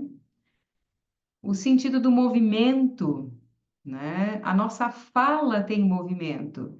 A gente movimenta a língua, os dentes, né? A boca para poder falar. E assim, quando a gente faz todo o desenvolvimento motor, né? Aprende a ficar de pé e a andar, a gente movimenta o nosso corpo e esse desenvolvimento motor ele traz a base necessária para depois a gente sim desenvolver a palavra, a fala, né? E então tem toda uma relação entre esses sentidos, né? E o sentido do equilíbrio, ele está muito relacionado também à audição, né? E também está relacionado ao desenvolvimento motor e a possibilidade, né? A criança não só fica de pé e começa a andar, mas depois ela corre, ela salta, ela nada, ela sobe em árvores, né? E em todas essas atividades motoras, a gente desenvolve o equilíbrio nos esportes, né? E isso traz para nós também a possibilidade da audição, né? Nós temos aqui dentro do nosso organismo, né, auditivo aqui, né, essa questão do equilíbrio, e isso nos ajuda a desenvolver a audição. E o sentido vital, né, que é justamente esses cuidados com a higiene e os cuidados cotidianos na primeira infância, né, essa saúde, né, física e essa vitalidade que a gente consegue desenvolver na primeira infância ajuda no desenvolvimento do pensar, né? As nossas os nossos processos, né, físicos, quando eles acontecem de uma forma boa, orgânica, quando a gente tem saúde, né, isso nos ajuda a desenvolver o pensar também. Então, olha, então, o quanto é importante a gente cuidar, né, desse primeiro setênio, da primeira educação, na primeira infância, para que a gente dê a base necessária para que a criança depois possa se desenvolver no ensino médio também e depois, né, na adolescência, se preparando então para a vida adulta, né? Tudo está interligado no desenvolvimento infantil, né? E também nesse desenvolvimento acadêmico, né? E eu lembro muito quando eu ouvi pela primeira vez uma frase do Steiner que ele diz assim, né? Que na pedagogia Waldorf, uma das metas, dos objetivos, é trazer vivo esse interesse, né, que a criança tem pelo brincar, que ele permaneça vivo, ativo ao longo da vida escolar da criança toda, né? E que a criança chegue na vida adulta trabalhando com o mesmo empenho e dedicação que ela devotou ao seu brincar, né? As suas brincadeiras na infância, né? Então, muitas vezes a gente fala que a criança é como se fosse um pequeno cientista, né? Que ela é tão devotada ao brincar que ela sempre quer mais, ela quer ouvir de novo aquela história, aquele conto de fadas, ela não quer parar de brincar, ela quer fazer de novo, novamente, ela não se cansa de brincar, né? Ela está sempre disponível para o brincar. Então, se a gente consegue, através da arte, da música, na educação, né, fundamental, 1 e 2, né, e também no ensino médio, trazer esse interesse, né, que a criança tem naturalmente pelo brincar, pela ação, pelo movimento, né, e conseguir que ela passe, né, pela vida educativa, né, educacional mantendo esse interesse que ela tem pelo brincar, na vida adulta ela pode, né, se dedicar ao trabalhar da mesma forma. Porque a gente observa, né, tem algumas pessoas que têm, assim, muito prazer em trabalhar, né, e mantém essa chama acesa. E o que que será, né? Aí é uma pergunta também que acho que a gente pode talvez discutir juntos. O que será que a gente precisa fazer para manter essa chama acesa? Né? Para que realmente as pessoas possam chegar na vida adulta trabalhando como brincavam na infância, né? Então, eu quero aqui finalizar a minha fala trazendo novamente essa frase do Steiner que eu trouxe no início, né? Que acho que traz aqui também esse desafio, né? Que é, ó, realizar essa tarefa.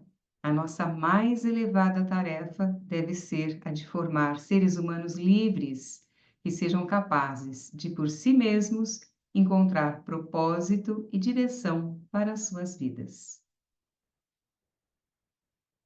Então, é isso o que eu pensei em trazer para vocês, né? E acho Muito que bom, talvez, Patrícia. né? Muito bom, muito obrigada novamente. A Patrícia também trouxe assim com muita sensibilidade os pilares aí muito importantes, né, da pedagogia Waldorf e como que isso ajuda a gente a entender. Até a gente está num grupo que está estudando os impulsos sociais e antissociais, que fala de uma das tarefas da humanidade que a gente tem que desenvolver a faculdade de observar a si mesmo, né, uma delas, né? Então, olhando nessa trajetória do ser humano a gente contribui para isso. Aí é sempre importante ter isso em mente, né? Como que a gente se desenvolve, né? Não é algo desligado da vida adulta, né? Não, Importante. E aí eu queria agora conduzir para vocês conversarem entre si, Sandra e Helena também, Rosimeire, assim, todos nós podemos aqui fazer nossos pedidos de fala, e eu vou tentando organizar, tá bom? Uhum. E aí estou passando a palavra para vocês. Eu queria pegar a palavra, dá licença.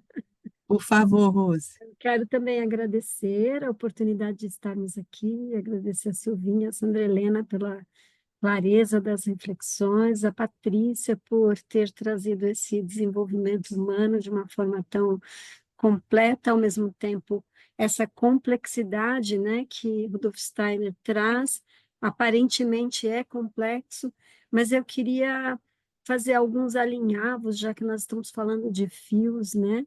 Eu queria fazer alguns alinhavos entre as duas falas, alguns encontros, porque ficou muito forte para mim quando a Sandra Helena fala de que a escola é viva, a escola é um ser vivo, ficou muito forte para mim essa questão do quanto, então, a criança se sente pertencendo, mas me chamou muita atenção que nas suas pesquisas, Sandra Helena, as crianças se sentiram pertencendo em função dos amigos, do encontro humano, que é algo muito relevante.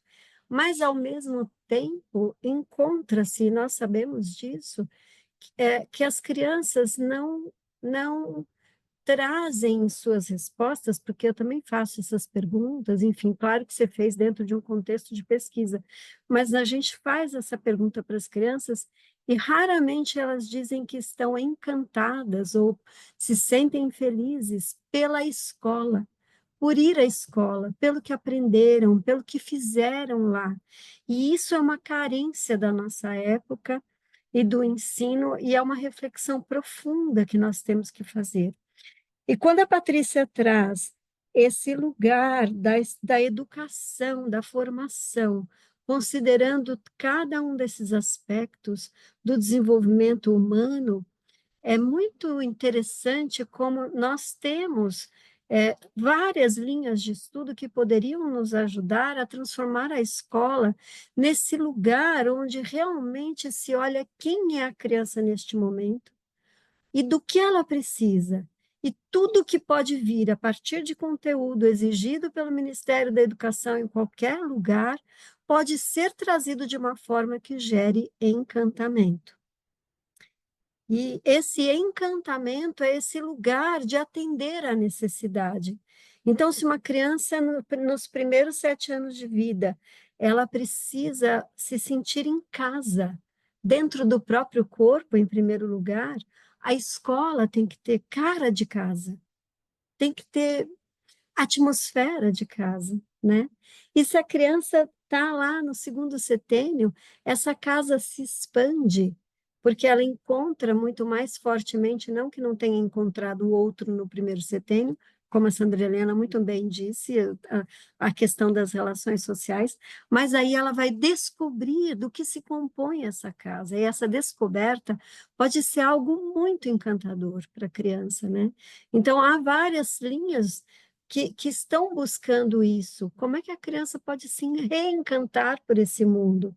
E como aí a Patrícia tocou nesse assunto ali no começo, e como a gente está vivendo uma interferência tão forte de um mundo que é necessário nesse momento, não é negar a tecnologia, nós estamos vivendo nesse momento histórico que a tecnologia está aí, mas como que a gente pode preservar nas crianças o encanto pelo mundo e não por um mundo artificial, pelo mundo de teclas que muitas vezes tem gerado doenças, né? Então isso também é visto. Mas como é que a criança, então, vai fazendo essa jornada até o ensino médio, e onde a gente vai olhando quem ela é, o que ela necessita e como a escola poderia ser. Quem ela é, o que ela necessita e como a escola poderia ser. E como esses alinhavos, esses encontros, essas inter-relações, esse momento da transição que a Sandra Helena trouxe tão bem, né? Precisa ser respeitado, essa passagem de um período com certas características que a Patrícia trouxe para esse outro período, que a escola também tem essas transições. Como é que a gente cuida de verdade? Então, a Patrícia usou muito a palavra cuidado quando ela falou ali da criança bem pequenininha no primeiro terço de vida, que nós sabemos que é um período decisivo. Ela usa a palavra cuidado. Como é que nós também, como professores, como educadores, podemos cuidar dessa necessidade, dessa forma de levar? E eu queria agradecer tudo que vocês trouxeram, porque muito me encantou também, muito me entusiasma pelo trabalho que todos nós fazemos e que todo mundo que está aqui tem, eu tenho certeza que todos que estão aqui têm esse interesse verdadeiro para o desenvolvimento humano, para o desenvolvimento da criança. Mas eu queria finalizar minha fala dizendo que eu acabei de chegar de Juiz de Fora e que eu me encantei profundamente com as pessoas com quem eu encontrei, porque foi um trabalho que eu cheguei aí em Juiz de Fora muito gripada, doente, quase não fui, e as pessoas me acolheram de tal forma, e no trabalho pedagógico que a gente fez com esse grupo na formação de professores, o grupo caminhou de uma forma tão linda, tão coesa, tão cooperativa, que algo se construiu ali, e eu saí com essa impressão de que algo único estava acontecendo e que ali estavam futuros educadores que realmente vão transformar essa escola. Mas antes de pensar isso no futuro, quando a gente fala de promessa, eu descobri que há um lugar em Juiz de Fora onde essa promessa é cumprida pelo trabalho da professora Gisela Marques Pelizoni, quando ela traz os tempos de reinado do Congado para dentro da escola, e ela resgata o pertencimento, a ancestralidade de uma forma não vinculada à religião, mas é um trabalho muito especial. Eu conversei muito com ela, estou lendo o livro que ela escreveu com Andréia Borges de Medeiros, e o livro vai contando como é que esse trabalho cresceu da educação infantil ao final do ensino fundamental nessa escola, que eu acho que eu gostaria de dizer o nome da escola, chama-se José Calil Arruage, acho que é assim que se fala o nome, é a Escola José Calil Arruage. Porque ali nesse trabalho eu vi tanta verdade e ela trouxe exemplos de como as crianças se sentiram e como tudo foi construído junto, ouvindo as perguntas, as necessidades dessas crianças. E ali se misturaram todas as cores das pessoas, as raízes das pessoas, foi muito, com muito respeito às crenças de cada família.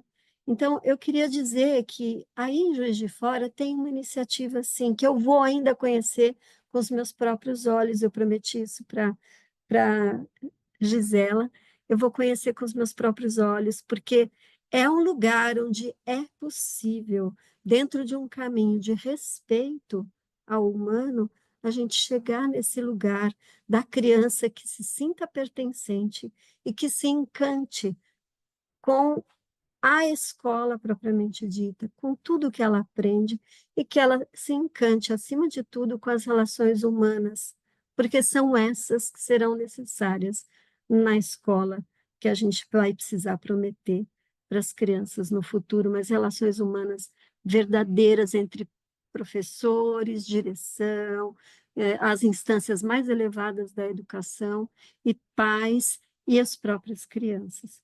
Ai, desculpem se eu me estendi na minha fala, mas Patrícia e Sandra Helena trouxeram dois contrapontos que me moveram muito internamente dentro daquilo das minhas vivências recentes. Então, muito obrigada. E é o que a gente quer ouvir também os participantes agora, não é, Silvinha? Eu vou ficar quietinha aqui. Imagina, foi muito bom te ouvir, Rose. Você está no grupo aí das participantes. Todos nós podemos agora, né, fazer todas as perguntas assim dentro de um certo limite de tempo que a gente tem, mas quem quiser só levantar a mão aí ou abrir o microfone também, fica à vontade. Eu queria só agradecer a Rose pelos fios que ela fez entre a minha fala e da Sandra Helena. Muito obrigada, foi ótimo. Gostei muito do assunto que você trouxe, né? Eu também fiquei aqui atenta a Rose quando ela falava, né? E assim, é muito gostoso porque a Gisele, ela estudou aqui na Faculdade de Educação, ela fez a pedagogia aqui, o mestrado, ela foi minha aluna na graduação, e ali desde a graduação a gente via um diferencial nela exatamente nessa busca do lugar do humano nessa educação, né? Então, quando você traz, isso me alegra muito, né? Saber que ela continuou com esse ideal e que está levando isso. O trabalho que ela faz realmente, desde, né, o que eu conheço, tem essa marca, né, dessa humanidade aí, do respeito às diferenças. Isso é muito bom. E assim, eu acho que quando a gente começa a problematizar e dialogar e ouvir outras pessoas e colocar as nossas certezas em xeque, a gente acaba encontrando esses outros caminhos, né? E isso é muito enriquecedor. Então, obrigada, Rose. Tem uma questão aqui no chat que a Marilene colocou, e aí ela ficou, né? Então, eu fico pensando aqui o que devemos prometer às crianças, né? Eu penso que assim, a questão não é prometer ou não prometer, né? Porque a mim parece que essas promessas, elas quase que são inerentes ao processo de escolarização, né? Elas fazem parte ali de uma narrativa sobre a escola, em torno da escola. A questão é como que nós estamos nos posicionando diante disso, né? Eu acho que aquela questão da reflexão mesmo, de como é que eu estou me colocando diante desses processos que envolvem a escola, os processos educativos? Quando eu vejo essa criança, quando eu olho para essa criança, como eu a vejo, né? A Patrícia trouxe aí sobre os sentidos, eu fiquei aqui encantada, tentando aprender e compreender, né? Porque são coisas que eu não leio no dia a dia, mas que fazem tanto sentido, sabe? Que eu fico assim, nossa, eu preciso estudar mais e ler mais. Então é isso. Será que a gente para pensar, né, na nossa conversa, quando a gente diz algo, né? A Patrícia falou ali sobre a questão da palavra, o que que nós estamos tentando comunicar ao outro e o que é que nós estamos comunicando? Acho que a questão das promessas, elas fazem parte dessa nossa constituição social, desse contrato social que é a instituição escolar. Mas nós precisamos buscar cada vez mais ter consciência disso, né? Do que está perpassando isso e de como a gente se coloca aí. Acho que isso é uma reflexão importante. Tem algumas questões aqui no chat, vocês querem que eu leia ou vocês mesmas estão vendo aí? Estão conseguindo ver? Tem uma pergunta aqui da Inê, ela perguntou se vocês conhecem a casa materna. Eu sou filha da Ike, que é dona dessa creche. Minha mãe criou essa creche baseada na criação da minha avó. Quando vocês falaram sobre a escola ser uma extensão da nossa casa, é assim que eu me sinto nesse lugar, nesse trabalho cotidiano na casa materna.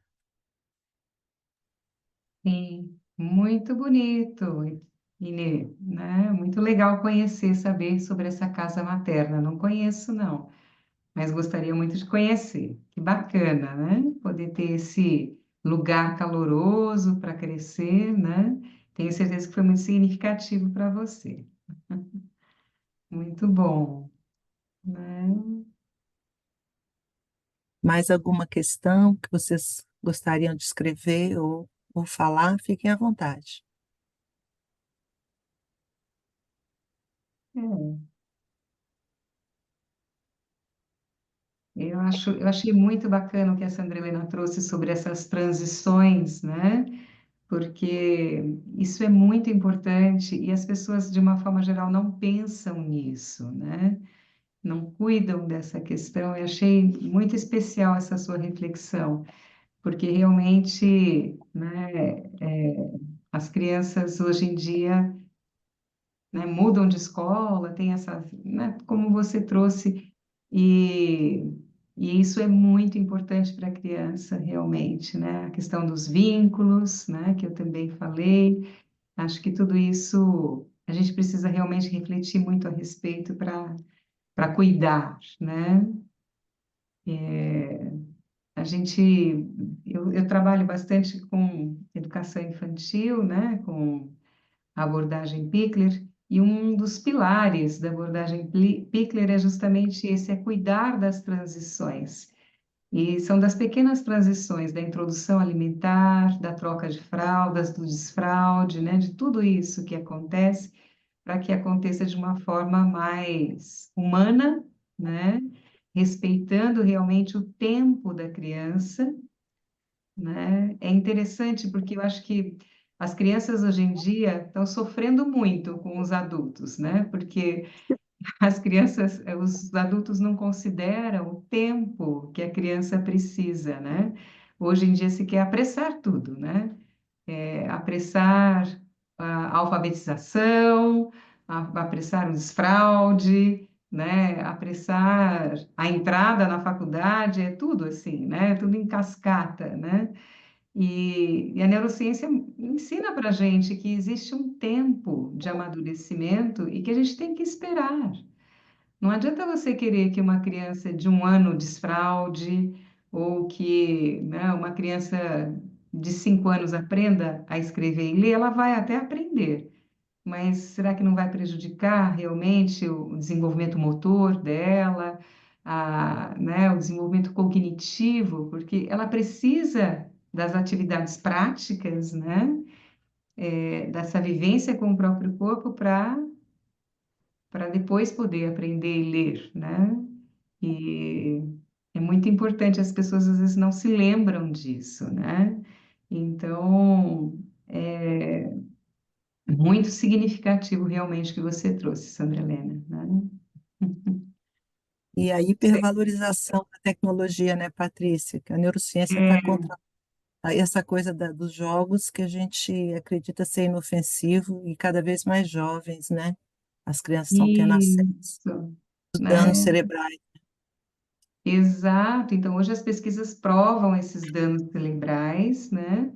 E antes se acreditava que não, porque isso é o futuro. E realmente, assim, a tecnologia é ótima, estamos aqui na frente do computador, né? E é muito útil para nós e jamais deixará de ser, né? Mas não é adequada como entretenimento, como diversão para as crianças, porque as crianças precisam, né, dessa coisa concreta, verdadeira, real, né, do mundo físico para trazer aprendizado realmente, né? Para trazer vivência, né? E quando isso Sim. não acontece, a gente tem dificuldades de habilidade social, né? De interação, dificuldades no desenvolvimento da linguagem, então, problemas psíquicos de diversas ordens, né? Depressão, e então, assim, prejudica no desenvolvimento geral da criança, né? E que também prejudica o entendimento do eu do outro, que é a nossa maior meta humana, ao encontrar Exato, esse Silvinha, é isso entendimento do outro. mesmo, As né? crianças ficam todas isoladas nas suas telas, elas perdem o que a Sandra Helena falou, do senso de amizade, que é o princípio, a busca pelo outro também, né? Isso. O maior prejuízo das mídias e das redes sociais é esse, Sim. nas habilidades sociais, né? Na possibilidade realmente de interação. Que é o que a Inê perguntou, qual que é o maior impacto dos eletrônicos na infância? Eu acho que a gente já Ah, meio que está falando disso. então, pois é, já respondi então, é justamente isso. O maior impacto é na dificultar, né, o desenvolvimento das habilidades sociais. E nunca é demais falar, né, gente? Porque a questão que muitas pessoas falam que viveram o tempo da TV e não se sentiram prejudicadas por isso. Não acho que isso comprometeu. Porque não tem o contrafactual, não tem como saber como seria se fosse diferente. Então, É, como é isso? E é uhum, difícil. Então, acho que é muito importante esses estudos que você traz também, né? sim. Hoje existem estudos. Quando a gente era criança, adolescente, né, e estava lá na frente da televisão, esses estudos não foram realizados, né? Mas hoje há os estudos e eles mostram realmente que o excesso é negativo, né? Prejudica de fato, né? Sim. E acho que tem uma questão que a mim preocupa bastante, que cada vez menos eu acho que a gente, apesar assim, que cada vez mais a gente tem conhecimento produzido pelas ciências, mas cada vez menos a gente estuda sobre o desenvolvimento humano, né? Então, Uhum. cada vez mais, os próprios currículos dos cursos de formação de professores, por exemplo, eles estão sendo sobrecarregados com muitas demandas, mas aquela demanda ali de estudar um bebê, né, o desenvolvimento do bebê, independente de qual perspectiva teórica, porque com certeza a gente não vai dar conta de todas, É, né? Mas assim, a partir de qual perspectiva teórica eu estou compreendendo o desenvolvimento desse bebê, como que isso impacta? As ciências vêm mostrando essa questão da tecnologia, né? Eu tenho um netinho e eu vejo que assim, como que as pessoas no entorno negam. Não, mas não é, tem isso. Eu falo, cara, são dados, né? A ciência está ali comprovando. Tem pessoas que estão sim, dedicando anos da vida para me dizer disso. E aí eu caio numa postura negacionista, porque para mim é muito mais fácil deixar uhum, ele ali, né, entretido com um jogo, um programa, uma coisa verdade, assim, do que me ocupar de ouvi-lo falar, de ouvir as suas histórias e de interagir, porque para fazer isso eu também vou ter que sair dos meus jogos, né? Eu também vou ter que sair ali do meu celular. Então, como que isso está impactando as relações familiares, né? E as relações também na escola. verdade. Então, É, assim, eu acho que a gente tem que, sabe, falar da necessidade de estudar desenvolvimento humano, falar da necessidade de conhecer os outros pontos de vista, as outras teorias, mas principalmente, tipo, como que eu me estou me colocando diante disso que a ciência está me dizendo, né? É porque uhum, às vezes eu brinco que a gente sofre de uma anemia intelectual. A gente lê muita coisa, pega muita coisa, mas tipo fast food, né? é Quando você verdade. vai ver ali, você não está realmente alimentado. Aí você pergunta assim, É, teve um tempo que eu fiz isso com algumas pessoas que usam muito Instagram, essas coisas assim. Aí a pessoa está lá rodando o feed e eu pergunto, tá, qual que foi a última notícia que você leu? Hã? Ah, não, eu estava vendo um vídeo. Tá, mas o que que estava dizendo nesse vídeo? Então, assim, né, a gente vai. também não fixa na memória, né? Não fica. Exatamente. E É, aí, quando você quer conversar, não, então vamos falar sobre os vídeos que você estava vendo. Eu falo, "Pô, tá vendo? Você está bebendo isso daí, você está enchendo aí a sua, sei lá, se distraindo da uhum, vida com isso e você nem sabe o que que é isso que você que está te distraindo. É diferente, por exemplo, quando você está em uma atividade em que você se volta todo para aqui, né? Volta a sua atenção, o é, cognitivo, emocional, o corpo. É muito diferente quando você vive aquela experiência. É o que você falou, a tecnologia, a gente está aqui, é ela que está possibilitando isso. Mas se a sim, gente ficar, igual teve aquele período, né, do ensino remoto emergencial, tinha um dia que eu ficava 12 horas na frente do computador. E aí, de repente, nossa, falei, não, isso está errado, né? Isso é, está errado. Então, o excesso, ele acaba desviando a nossa atenção à vida. A gente é perde essa verdade. atenção.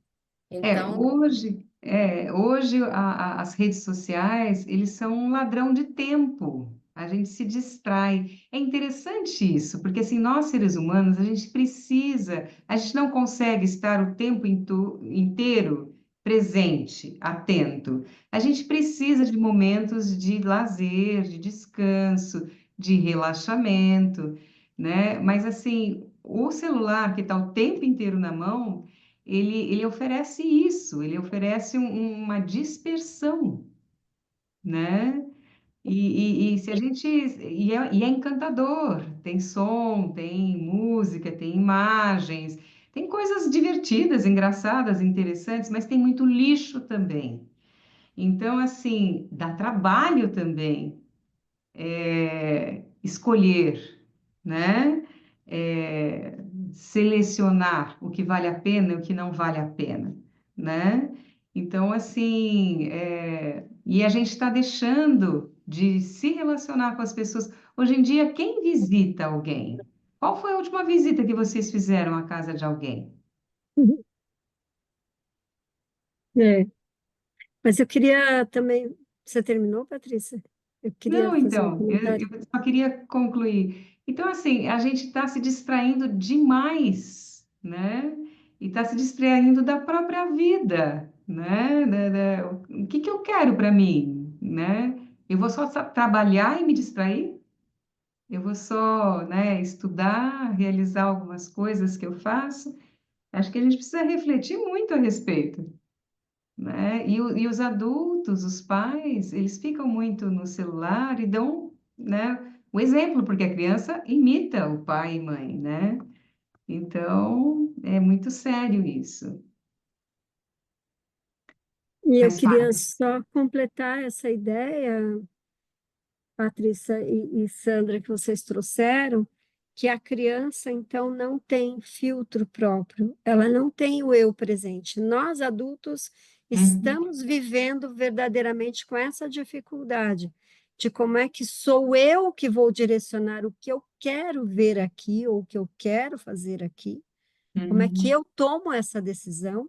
E essa decisão só pode vir de uma clareza do nosso pensar, de uma decisão forte assim da nossa vontade, realmente de eu vou parar agora, eu quero procurar tal coisa, e como é que eu uso a tecnologia a meu favor como um ser humano adulto.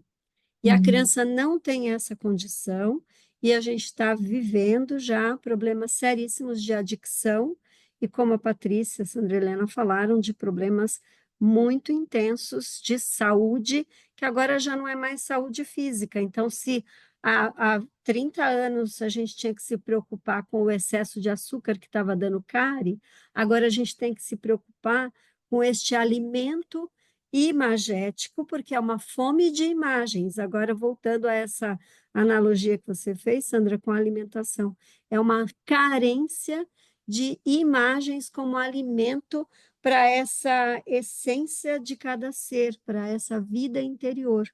Então, nós estamos vivendo todos nessa essência de imagens verdadeiras, as crianças principalmente, e elas, então, não têm filtro. Então, por isso que não pode ser entregue às crianças, e da primeira infância à adolescência, isso precisa ser controlado pelos adultos, mas nós também precisamos aprender a fazer esse controle e fazer é. essa abstenção nos momentos que estamos com uma criança, especialmente uma criança pequena, né?